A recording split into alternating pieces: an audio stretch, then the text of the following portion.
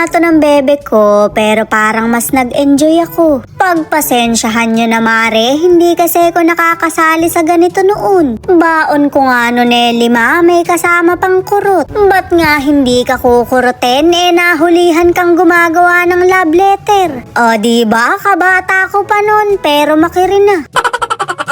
Shoot, mare, nang hahabhab pala yung mga dinosaur din eh. Medyo nakakatakot nga dahil kabod na lang silang lumilitaw. Pero mas nakakatakot pa rin pagka maniningil na ang lumitaw. Magkukulong ka talaga sa bahay nang walang labasan.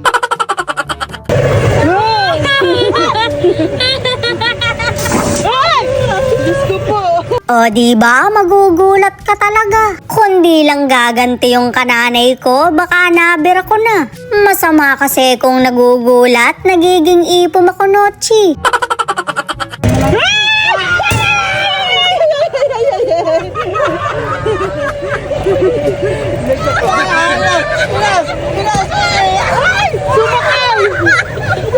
Mare, mas ako talaga yung nag-enjoy. Next nga na pinuntahan namin, parang nasa rides. May malaking monitor dito na parang nakasakay ka talaga sa rides.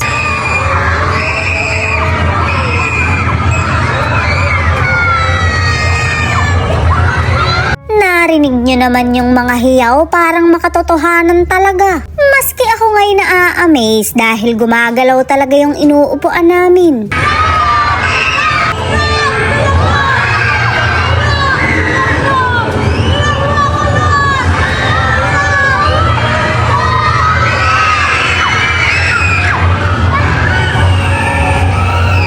Mare, parang bumibigay na yung mga tutuli ko. Naalala ko tuloy yung kapatid ko na umaatungal sa rides, na para bang natapilok na baka.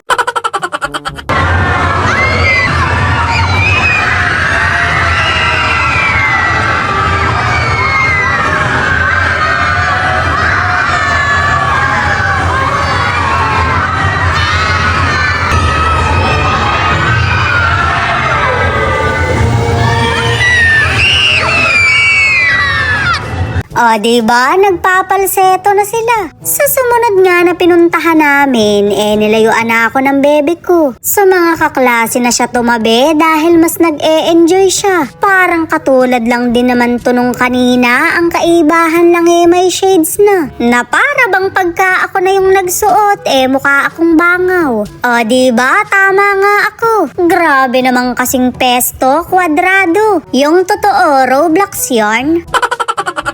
Masayang-masaya nga yung anak ko habang ako rin pinuputok na sa init. Nagpa-picture pa siya sa pakpak ko, meron din naman yan yung lola mo. Lalayo ka pa, nagiging manananggal yun. Magsabi ka lang anak, ililipad ka pa. May lang mare, baka lumilipad din yung mga plato pag uwi ko. Naninibago ako sa suot ko, ngayon lang ako nag-outfit ng ganito. Na para bang napakahinhin niya kahit mahinhindutin talaga.